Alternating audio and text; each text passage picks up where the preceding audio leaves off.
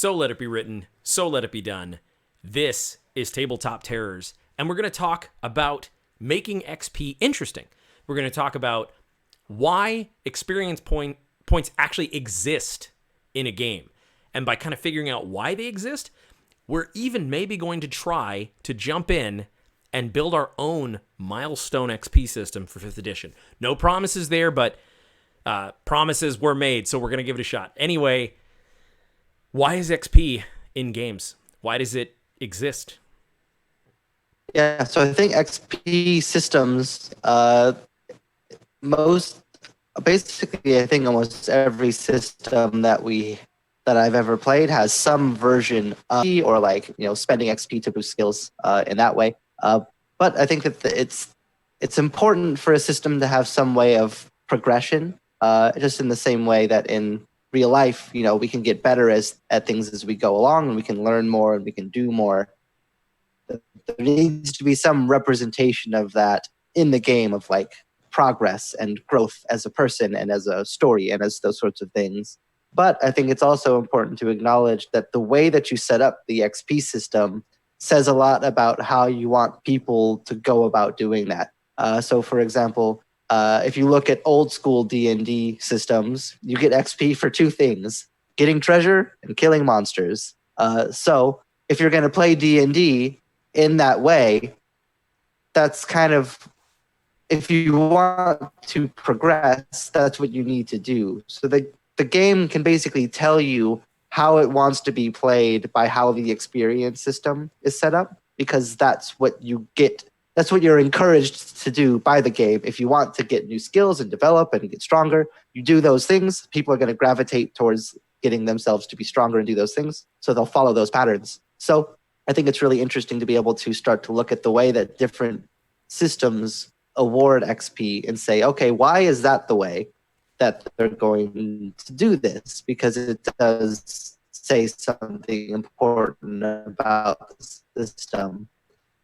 If you get XP for failing rolls, giving into your character flaws, and things like that, then you're encouraged to make risky maneuvers. You're encouraged to get in your own way. You're encouraged to mess up and develop as a character by that. Whereas if you get experience for killing monsters, then that's what you're encouraged to do, is kill monsters. So I think it's a really interesting point to approach XP from when it comes to making your own system, which is, what do I want people to do in my system? If you give them experience for killing monsters, you can't be mad when they never talk to the monsters before they kill them. Whereas if you give them XP for giving into their character flaws, you can't really be mad if people start, intentionally messing themselves up and getting in the way of the story. So the way that you build that system says how you want people to progress and, how you want them to. Yeah, I think that I know that everyone doesn't look at it this way, and you can always tell a story in a world or role play in a world and not have to worry about experience. But in my opinion, it's a lot more important than I feel like even most game systems treat it. Even with D&D, outside of a lot of the sort of legacy stuff that came from when the game was created that they can't necessarily just tear out and replace, XP is something that feels like it's in need of that next renaissance. Very few people I know use the actual numbering system, of what monsters give what.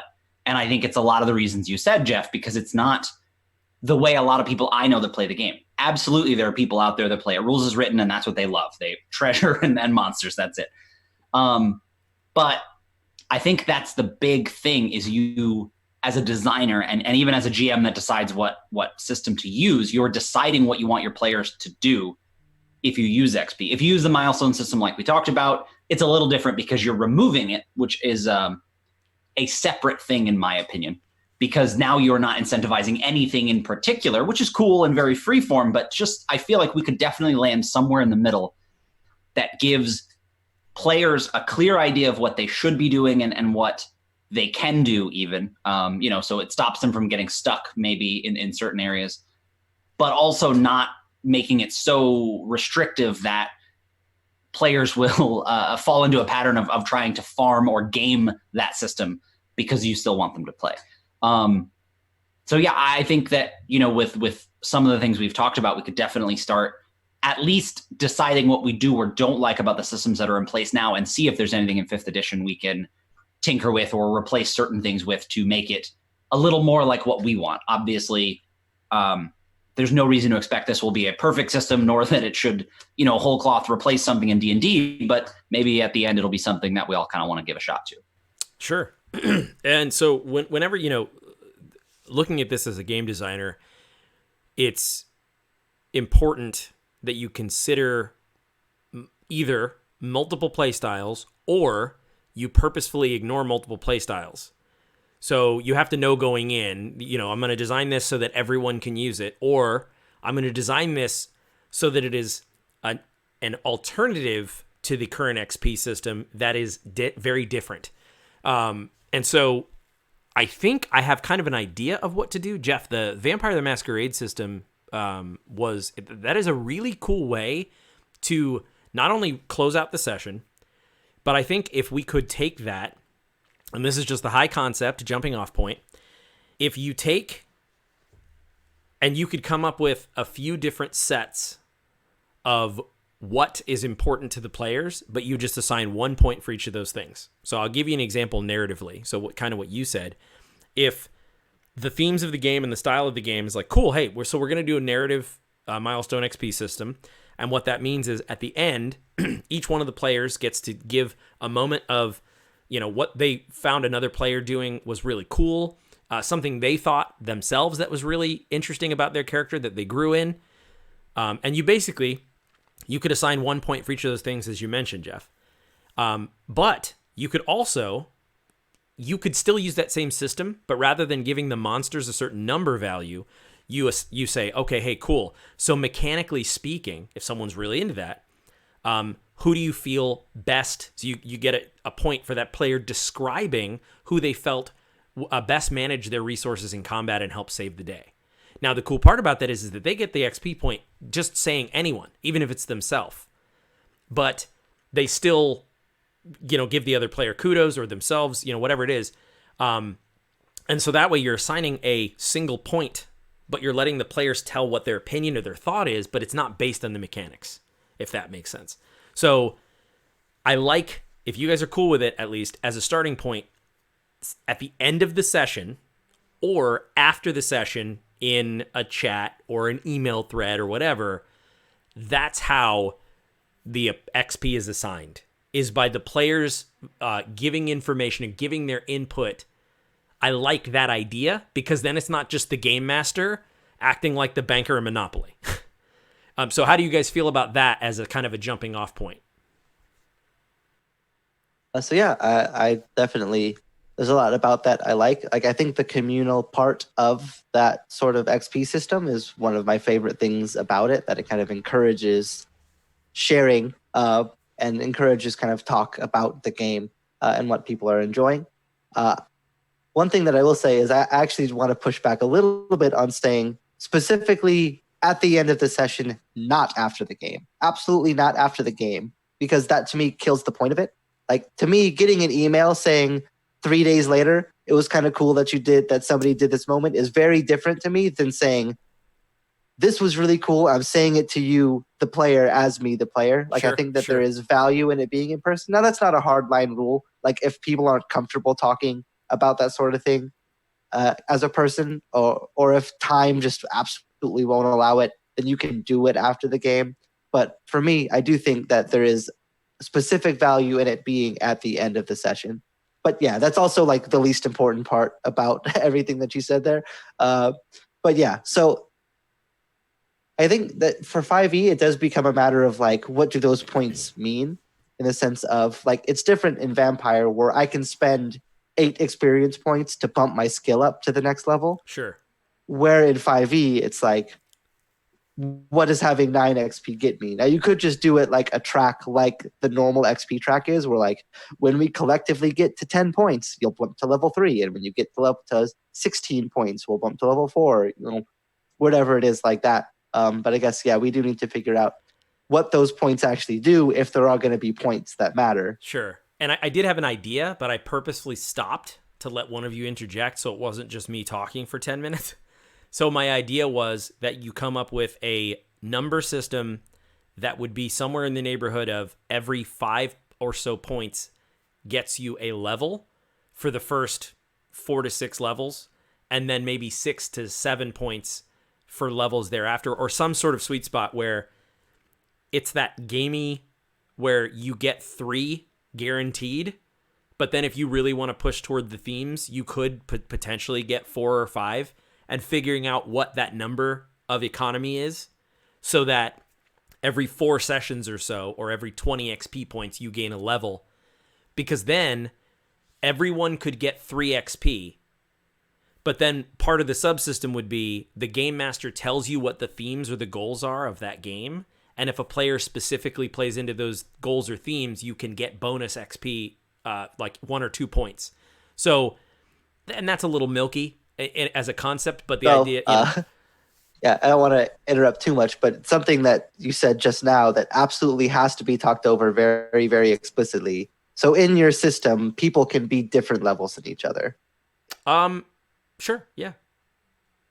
Okay, I don't like that in 5e, personally. That's not necessarily across the board, but for me, it feels weird. Like, especially when there are certain levels that, like, spike so hard. Of like, if I make it to level 5 1 session earlier than everybody else who's at level 4, I am massively stronger than them.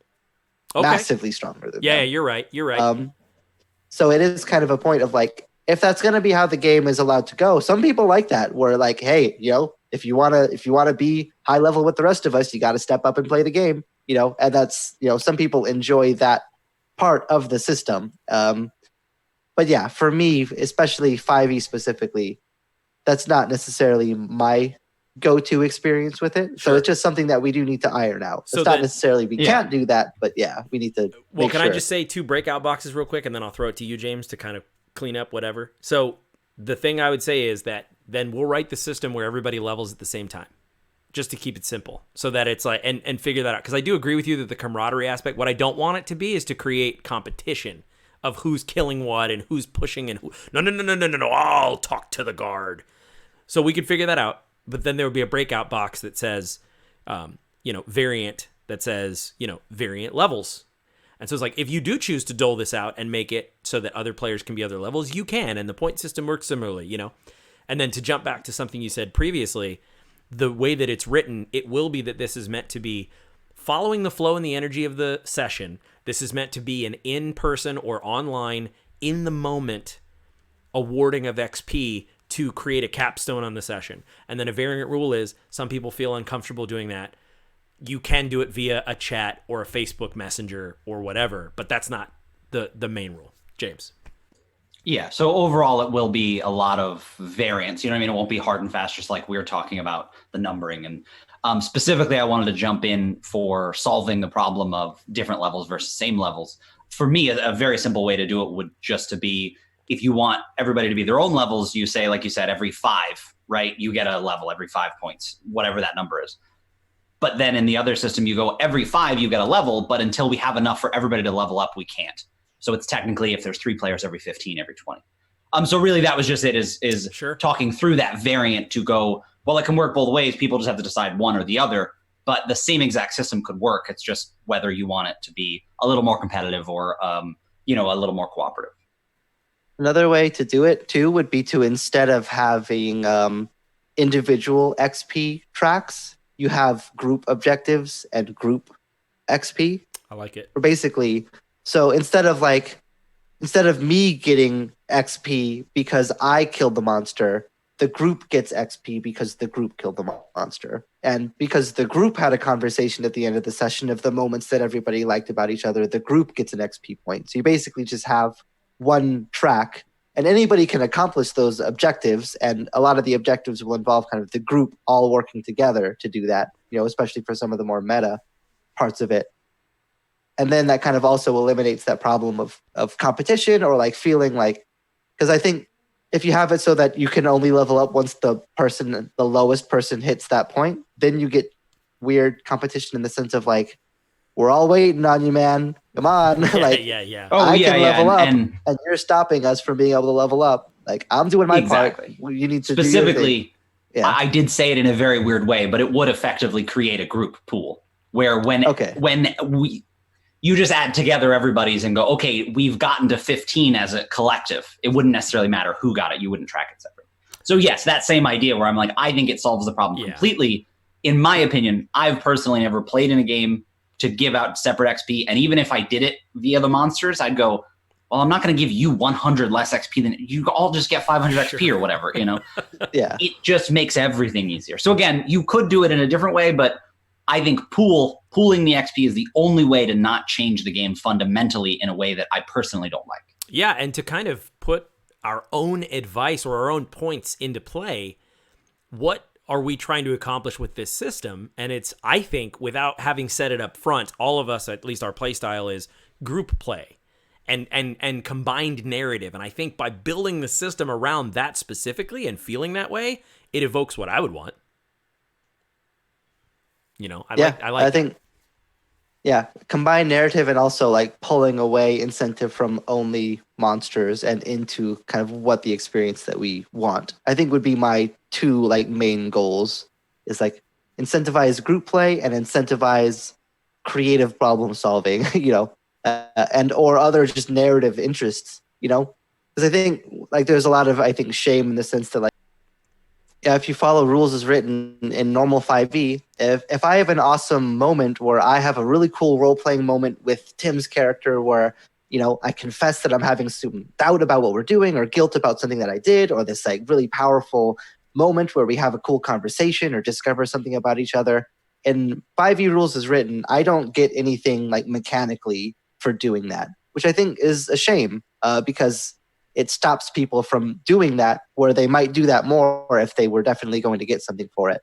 So I think that, like, for example, in this new system that we're making, that could very easily be one of the criteria of like, if you have a cool roleplay moment with another player, the group gets an XP point. And then you can be pretty sure that somewhere during the session, someone's going to try to have a cool moment with another player because people want that XP point. And it, you know, there's, I think, a good player will do a lot of those things whether or not they get XP for it. But it, you know, if you can have the encouragement to do it, you might as well. And especially for people who might be otherwise on the fence of like, oh, I have this cool idea for a conversation, but I'm not sure if I should. That might push them to, you know, take that jump and go for it because they know like, okay, no, I should, because even if it's taking 5 minutes away from the main story, we're going to get an XP point for that, and we'll all get to level up if we get that point. So let's take that cool moment. You know, it kind of encourages people to look for those opportunities, where in normal 5e, you could still do all those things, and there's nothing stopping you, but there's also nothing, you know, pushing you to do it either. Yeah, and I do agree about that with 5th edition. That again, based on the rules they ported over for experience, I don't think that there were many changes. They just offered some variants, you know? So I think that by providing a set of examples of what players could do to get XP, this wouldn't necessarily have to be a board game, like a board game in the sense that you can only get XP doing these things, but specifically, exactly like you said, Jeff, we want to incentivize the players doing things that are interesting. And earlier you mentioned objectives just broadly, and we haven't talked about that much, but between doing things like having a cool roleplay moment or using one of your sort of, maybe not character flaws, not to tie it into like the 5th edition stuff too much, but something like that, the same idea, your objective, you know, your little sister is missing, so that coming up and being a big part of something, okay. But then equally, I personally like the idea, and I'd like to know what you guys think about this, of the GM being able to tell the players, hey, you guys will get this amount of XP for doing this thing. And we can do that as broadly or narrowly as we'd like, in the sense that they could say, if we're going to talk to, you know, whatever, Lily Tomlin, I think that's yeah, musician. that is a Saturday Night Live comedian. But yeah, go ahead. Oh, okay. Yeah. But so you got to go to SNL and talk to Lily Tomlin. You'll get 5 XP, you know, as a group for that. Or you could say, you have to get to, the first floor of, I forgot the building that's in, the first floor of Studio 6B. I think that it's not important. You got to get to the ground floor of the building and you get 2 XP. And then when you go talk to her, you get 2 XP. And how you do those two things doesn't matter. But basically it gives the GM the ability to say what people get XP for, which one of the things I would like this system to kind of help with is guiding the players and knowing potentially what things they could do next. And I think, go ahead. I was just going to say the one quick potential sticking point with something like that is that you could, depending on, on the GM and on the player group, some people would take that as a form of railroading. That's what I was thinking. Of like, what if instead of talking to that person, I want to talk to their rival and work with them instead? I don't get XP for doing that, but I do for doing your thing. So you're saying I should just follow your thing, Yeah. Not to say that's the way that you meant it, but I think that's people would perceive it of like, so the GM gets to say, you have to do what I tell you to do if you want those precious little points. Which again, not every table would look at it that way, but some would. Yeah. And I think that's the main thing I didn't say it specifically in that sense, but to be more specific, the idea would be these are things you can get XP for, similar to the list. That's not, it would never be a definitive list, I guess is what I would say. Certainly some players would take it that way, but part of the system, if we went this way, would be that if they said, well, I want to go talk to the rival, okay, well, you'd get XP for that as well. But yes, that's the big thing, is it would never be definitive because you still want that D&D sense sort of thing where if they go, oh, well, I want to go take the subway to get a hot dog at a hot dog cart. I'm like, well, you may not get XP for that, but if you do something along the way, have a cool role-play encounter with the hot dog cart guy. I don't know why we're role-playing in Modern New York. Then you might get experience, Seriously. Yeah. He's like, but it's all Lily Tomlin's fault. And she is, her legacy lives on. She's alive. I'm pretty sure that's probably not something that you say about someone living, but so something that I think has helped me in developing systems like this is figuring out, allowing for what you just said, James, but also allowing for other people to use it the way that they would want. So, in other words, is it too high level? So you have these milestone. We've agreed that it is a milestone system. We've agreed that it is a group pool that everyone contributes to. Something that could be actually really neat is to sort of flip it, and I'll mention that in 1 second, but the one thing I wanted to say was, if you had pillars of what you grant XP for that are very general and up to the game master. So the pillar could be interacting with the world. That is a very, very broad thing that the game master can then go through and at the end of the table say, hey, all right, so what were your favorite moments with the players interacting with the world? And then everyone gets to say their thing. And then it was like, well, I liked how we tried to go to the rival. And James is like, I wanted to go to Lily Tomlin. I've loved her work I thought she was a musician. No. But so if you say like interacting with the world,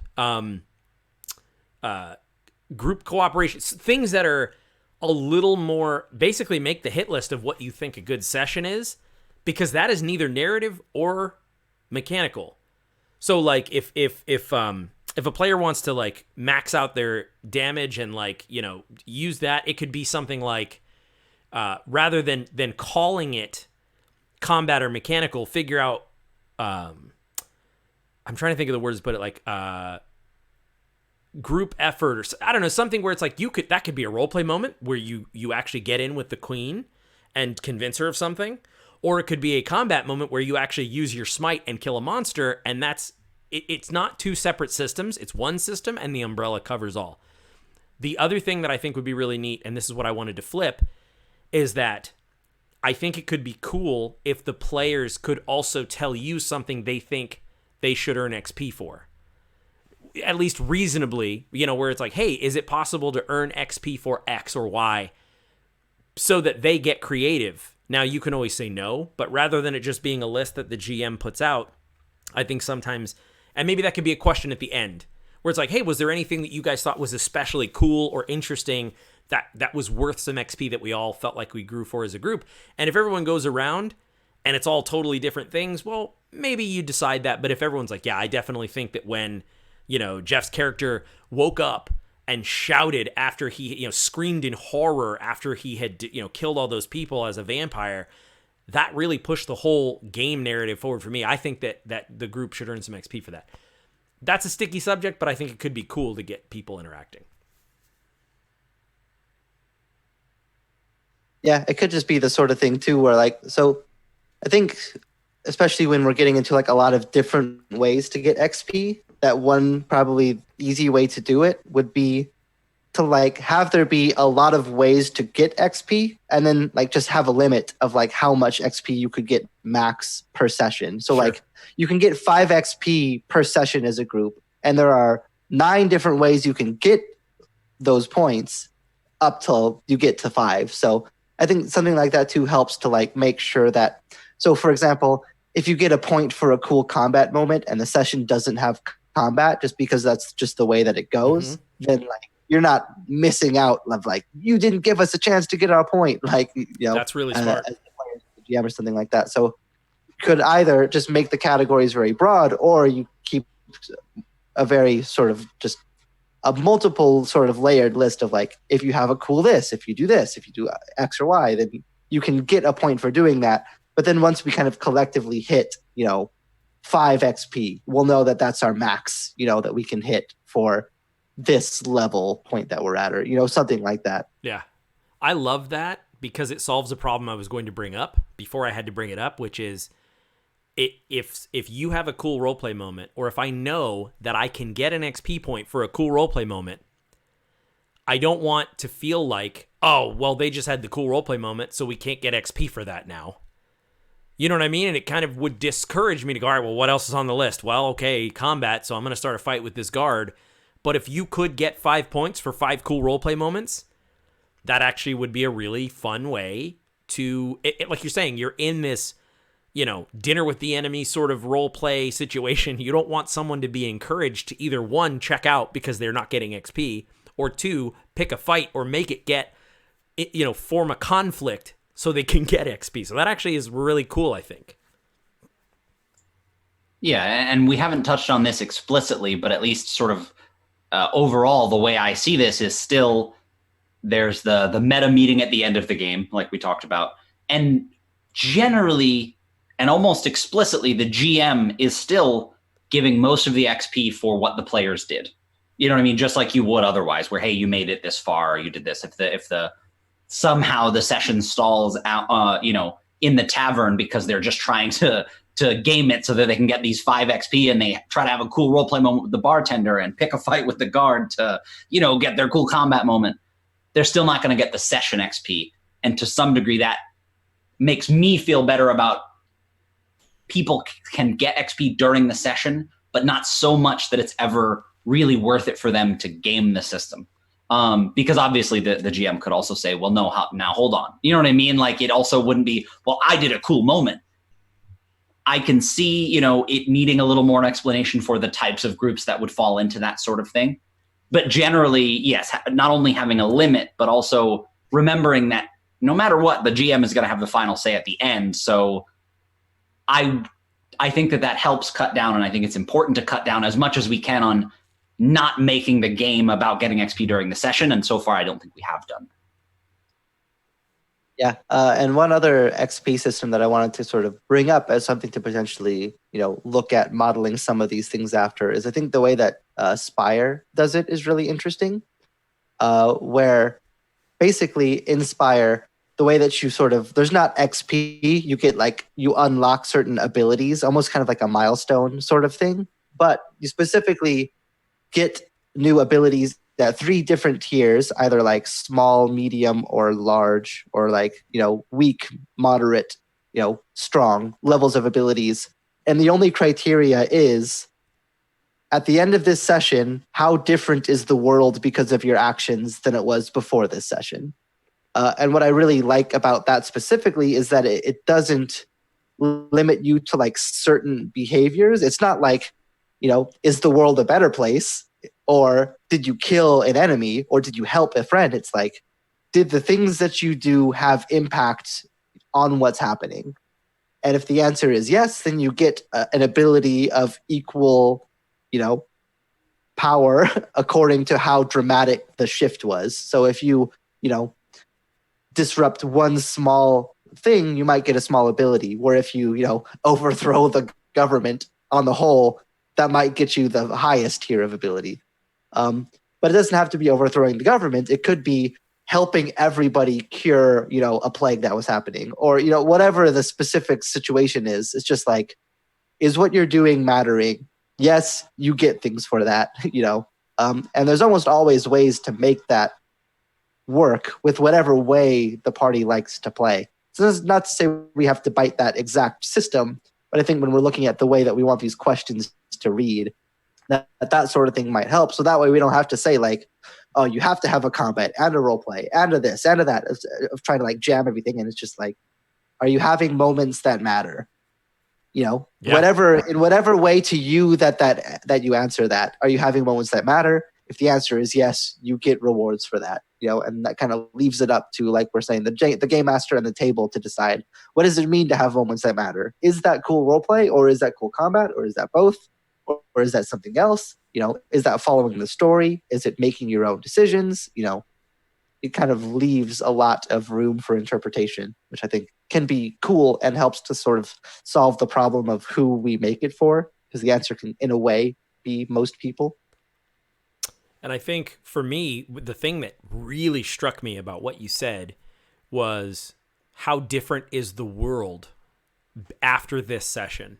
And so, at least in the system we're developing, and it's obviously the wettest cement, I feel like that could be the final. So you have your top level 9, we'll call them the 9 things you can do to gain XP in the game. And so those are things you can get up to, 3 or 5, whatever number that is. And then maybe as a closing question, the way to cap off the whole thing is it's just called impact. And it was, how much impact did this session have on the world as a whole? And the players get an opportunity to express what they feel that number is. And that is the only thing that perhaps you can gain multiple points for. So using the similarity of like small, medium, large, it's like you can get, if it's just a normal session where you were traveling and you had a really cool roleplay moment, you get 1 for that. You get 1.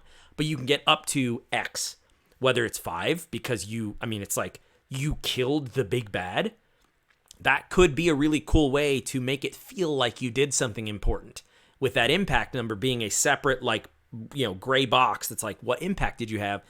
You could potentially get 5 and then jump up 2 levels or something, where it's like, yeah, we did it.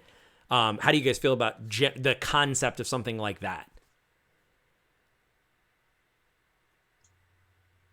I think it makes sense. I really like the idea of trying to cut down on the itemization as much as possible. Mm-hmm. Again, I like the idea of players having a good idea of what gets them XP, but something like that does solve the problem of, like I said, somebody going, well, I want to have a good combat encounter, a good this, a good that, this session to do the, and like you said, everything you mentioned about Spire, Jeff, where how much did you do? You know what I mean? Like, that's kind of directly what experience maps to. What did you do and did it matter? And, oh, it was big. You get a lot. Oh, you guys hung out for too long, or you spent 2 hours trying to pick a lock or something weird. It's like, I think that it helps. I'm going to call it a problem, but it helps that what could be a problem for some groups for sure. Yeah, and I think it pushes the group towards wanting to do important things, which I think, like, for me, is an incentive that I always appreciate in the game, of like, exactly like you say, James, of like, well, we could, stand around and like shop in character for half the session, but we're also kind of getting close to this cool moment and we want to get to that moment. So like, maybe we should, cut back. We can like just do the shopping off screen, and just like pay gold out meta for what you want and take it, and then we'll go on to the thing that we care about, and I think it easily reverses too, which is like, if that is the important thing to the group, then you can have that conversation and say like, no, we did something that mattered to like us. Like, I think that experience doesn't always have to be an in-character thing. Like, sometimes you can just, use it as simply is like, this is the experience that us, the players, want to have at this table. We have gotten that experience, therefore we get the point, for it. So it kind of lets the people decide, we're like, okay, that's going to be, and you should have a conversation as a table, like up front to like, okay, this is what the parameters are for XP or not. Because like James was saying, you don't want it to be like, am I going to get XP for this? I don't really know. Maybe we will, maybe we won't. Like it should be clear, but it should also be flexible. Yeah. And so for me, I think, and unless you guys have more you want to specifically like kind of flesh out, I think that some cool next steps would be maybe if we can find some time, maybe we drop this into a doc and just kind of write out some ideas and actually come up with a system. So what I was going to do, and then so I'm going to recap what I think we have so far to make sure that I understand it, and then maybe any final thoughts and kind of see how that goes. So right now, and please keep track of what I miss. Right now, we have a milestone group XP system that, through the group's actions, will put into a pool. Once that pool hits a certain number, everyone levels up. As of now, there will be 7 to 9 inspirational ideas of things that can get you XP. And we can talk about what those are in specific. That is something I want to hit on in the closing. And then outside of those 7 to 9 things, there's an impact category. And that impact category is a separate sort of almost meaningful way to make sure that the characters are focusing on important things in the world. And that is the only category that they can gain multiples of in the same category. No, that they can gain multiples of at once with one question is what I mean. So do I have it right roughly so far? Yeah, I think so. Cool.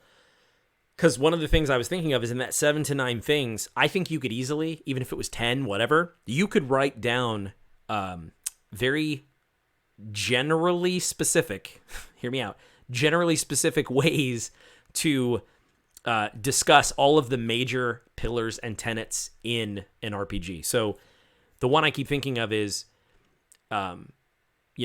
meaningful exploration. So it's not just exploration. It's not just like, oh, I want to go, can we look at the bear cave? And it's like, yeah, cool, great. So just some key words like that, and that's up to the game master. So like meaningful exploration. I'm trying to think of a modifier for the word combat that isn't just victory. Because you get experience whether you win or lose combat, but I don't want to also make it so that it has to be a certain way, like brutal combat or, you know what I mean? So like, I hate to say it, but is meaningful? I mean, that's probably not the right one. But is it? That was the word that came to mind for me. Honestly, was meaningful combat. Yeah, because I think it's very different. Of like, we picked a fight with the guy on the side of the road and beat him up because we wanted to, versus like, this is an opponent's this important goal, or he's doing something wrong that we've taken.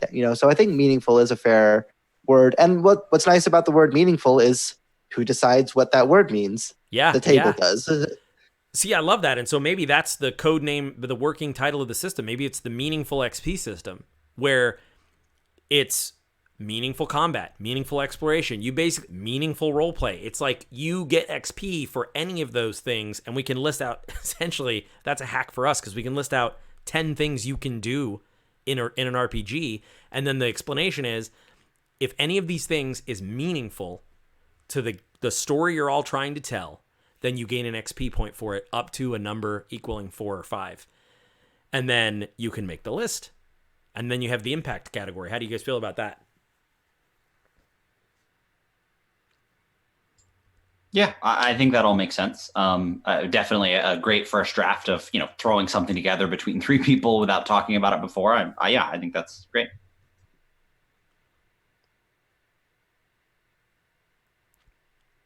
Cool. So any closing thoughts or anything you guys wanted to add, or you want to wrap that up? Is there anything you wanted to add to that, Jeff, about the meaningful part of it or anything? Or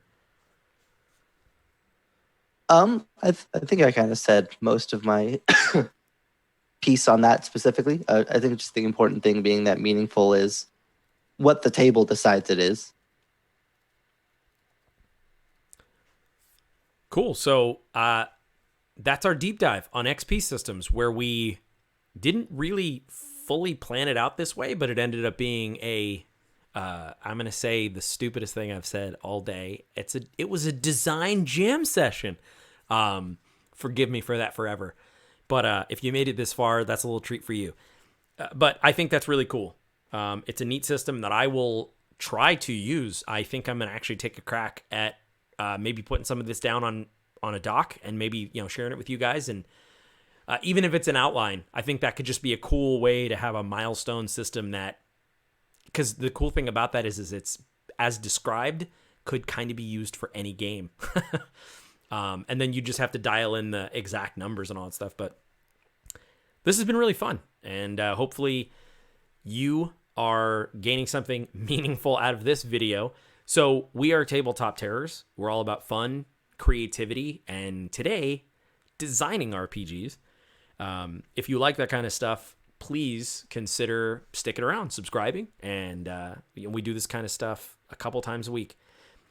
I want to hear in the comments, what are your ideas on this meaningful XP system? Where do you feel like we maybe went off the rails, or where do you feel like we nailed it? Or what is your milestone XP system that you love and use? We'd love to hear about it.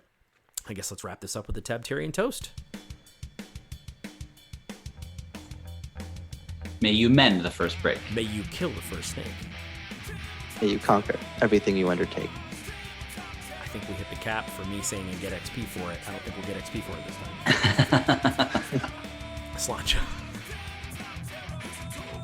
So one of my favorite things about the Vampire and the Blades in the Dark XP systems, the sort of group conversation thing, that I think outside of just the way that it gives mechanical incentives, it's just that it encourages people to talk about what they like about the game, which is something that I think gets lost a lot when it comes to RPGs. It's very easy just to kind of coast on how we feel the game is going and just assume everybody's enjoying it, or depending on the GM, some people just like, I know everybody hates this game and they just tell me otherwise. But when you kind of get to have conversations out of character and just say like, oh no, the way that you did this was really cool. I really like that this happened.